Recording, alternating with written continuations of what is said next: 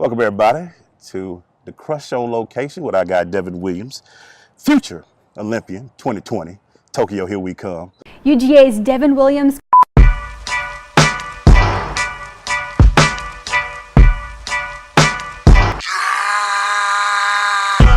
up in motorcades. I got a show today. It's all I'm trying to do. Hustle and motivate. Crush Sports Talker. We're here with my guy Devon Williams, 2020 future Olympian. And right now I'm going to jump into, Devon, your college years, man. So who did it come down to? You ended up at Georgia, but who did it come down to? Who was interested in you going and running track for them in college? Who was interested in me or who was I interested in? Okay, that's a better question. What about that? Well, my whole life I wanted to play football, and I thought I'd be playing football when I got older. Yeah. But I wanted to originally go to Florida. Okay. But they didn't recruit me. Oh wow. And there was actually a lot of Florida. Wow. Well, go ahead. There was a lot of D1 schools that didn't recruit me. But I knew I wanted to go in the SEC. And at first I wasn't even really considering Georgia until I went there just to see like what was in my backyard. And then when I was there, I just fell in love with everything. I liked the coach. I liked campus. Like everybody there was like real welcoming, right. And it felt like it could be family. So I fell in love with Georgia when I went to go see it, and I ended up staying in state. Because it's funny about Georgia, even though now they've won a national championship. Back when you first started, people didn't consider Georgia that big track school. Right. So for you to go there, what were your expectations when you got on campus? Well, I knew the coach there was what I needed. Petros, he was a real technical coach, and coming from my dad's club, I got a lot of that strength in. So I knew I just needed to work on my technique. Right. And my coach Petros at Georgia, he really taught me a lot of techniques that I needed in each event. And ultimately, that's why I'm still training with him now. So your freshman year, how did that end up for you? Freshman year was pretty good. I didn't make any nationals. I didn't make indoor nationals or outdoor nationals, right. But you learned a lot. I learned a lot. Yeah, I learned a lot. And yeah. Let's take it around the track with my man Devon Williams.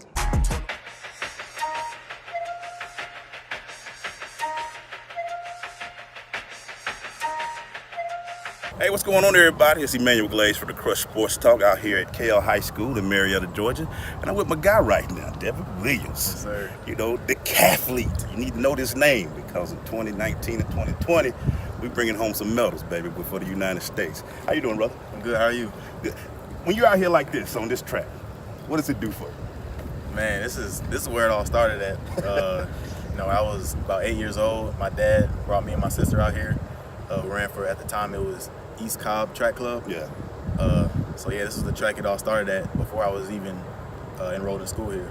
Did you know then this was the love right here on the track, or did Pop get in? Because your Pop ran my daughter one time out here just to help me out. I remember you telling me that. But what was it about it? Did it just hit you the minute you came out, or was it something that you grew into, this track and field love? I wouldn't say it hit me when I first came out here. My first reason for running track was to get faster at football. Mm-hmm. So I came out here with my goal being to get faster for football, and then as the years went on and I was still running, over time I just fell more in love with track. Tell people how many sports you actually were trying to play when you was coming up. Man, what didn't I play? I was, just to name them, baseball, not in any order, but baseball, track, football, basketball, I wrestled.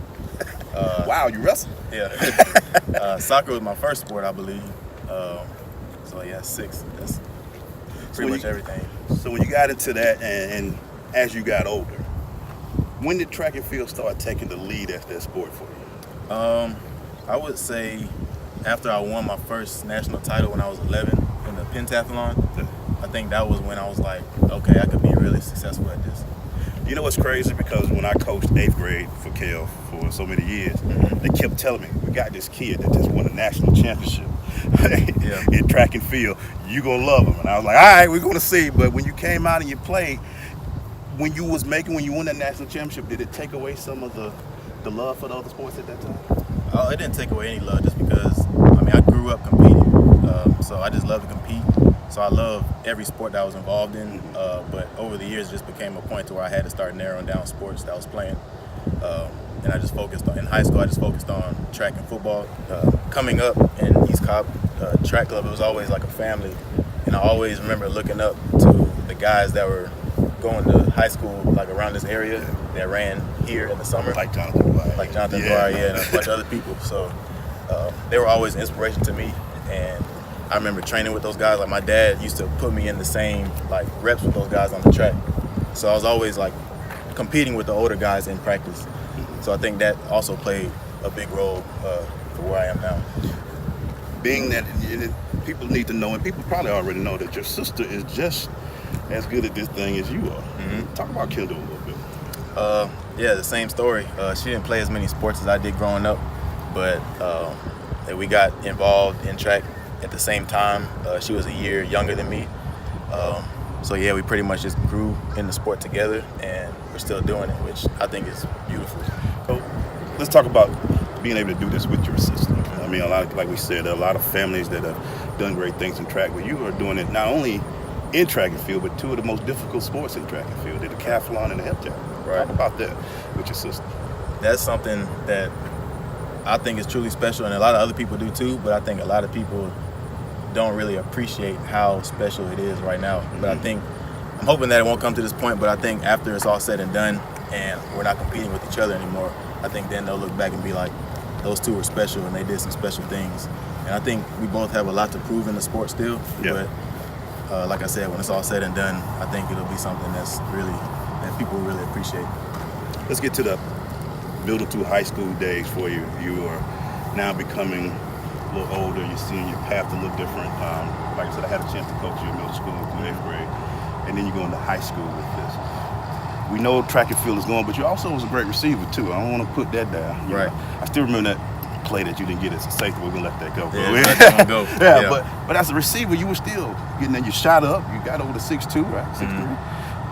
How did you say, even though I know I love the sport of football, track and field is still that thing?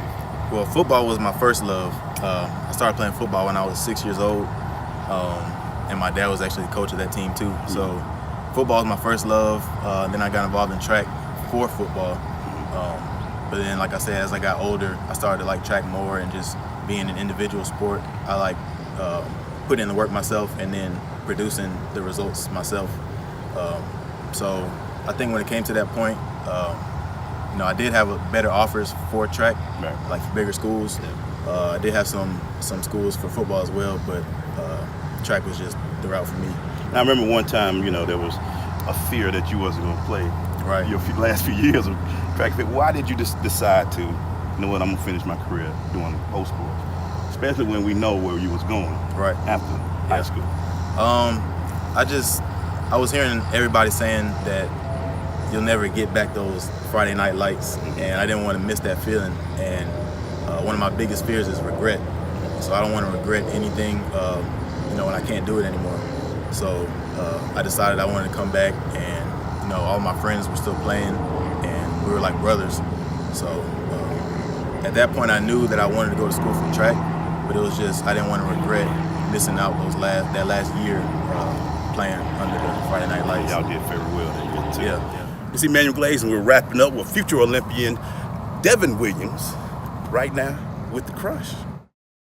So we're going through, and you're competing at college, and now you're seeing that your numbers and your times are getting to that level that you can compete. When did 2016 you start putting Rio on your sight? Well, that was in my sight as soon as I came into school. Because track athletes, we have to look at the Olympics every 4 years. Right. So we always have to focus on, that's the main goal of all professional track athletes, is to make Olympic teams. So when I came into school, that was always my goal, was to make the Rio Olympic team. And then I went to Olympic trials and came up 2 spots short. Yeah, I remember that when you got to Oregon, right? Yep. Yeah, I just remember watching you. What did Oregon teach you about that time in 2016? It just taught me basically what I've been doing my whole life, is just be persistent. Yeah. That's pretty much my whole story as far as just persevering over things that go wrong and coming back stronger the next year. Yeah. And that's pretty much what happened in this case too, because in 2017 I came back and I ended as the #1 decathlete. Yeah. So. What's crazy though, you still have family go to Rio. Right. Your sister went.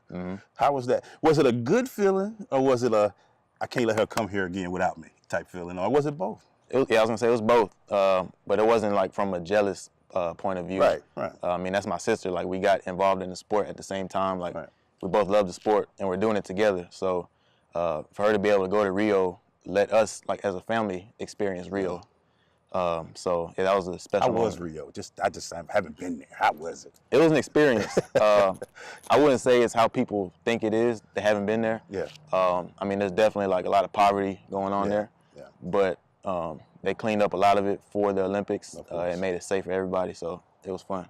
So you get through 2016, you see Rio, and you have now London in sight. Right. What was your thought? How was your training? What was your plan? You know how you were 2 spots away. What was your plans for 2017? Well, the 2016 just gave me more hunger for 2017. Yeah. So I came back to practice. I worked harder, and yeah, eventually I ran my numbers back up, and 2017 was a good year for me. Yeah, I remember seeing you. I don't know where you was at Big Ben or on a Ferris wheel or somewhere, and I was like, look at him, he over there. Now he's got the USA jacket on. Yeah, that's just funny. Put that on, man. Just to put that on, people don't understand. How was that, man? It was crazy. It was a dream come true. And it's crazy because when I was in Rio, I said that I would make the World Championship team next year in 2017.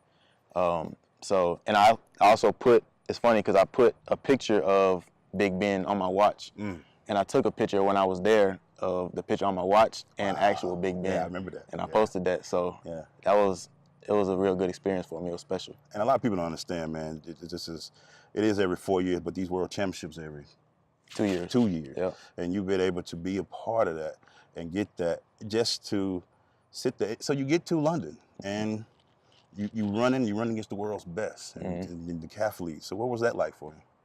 That was like I said, it was a dream come true. But it was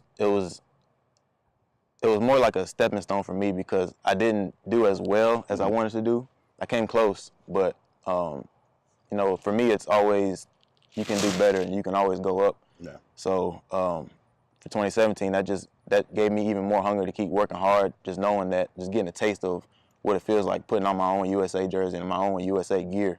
Well, let's keep going. You're now in 2018. What are you doing right now? This is kind of like a year that you kind of build and things like that. What are you doing in 2018? What people like to call years where there's no major championship, like a world championship going on or Olympic team going on. They like to call that a down year. So there's no championship this year. So my plan coming into 2018 was just to continue to progress and do some more open events, like do some more open hurdle races and long jump. But I actually got injured towards the end of the indoor season, like towards March. Yeah. So I wasn't able to compete outdoors in 2018. So I've just pretty much been rehabbing and trying to get healthy and strong again for 2019. So, what is it? Tell people what it means to be a professional track athlete.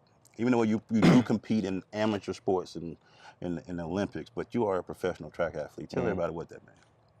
That just means you have to focus on your craft if you want to be the best. And my whole life, I've always been wanting to be the best. And I think that comes from what my dad instilled in me and Kendall when we were young is if you're going to do it, be the best at it. Right. So, like, if you're going to be a professional at something, you have to focus, you have to be a student of the game, and you have to master your craft. And I think that's what it means to be a professional, anything. Yeah. So 2019 is next year. We're one summer away from Qatar. We all know the goals. We all know what we're looking for. Your personal goals for Qatar?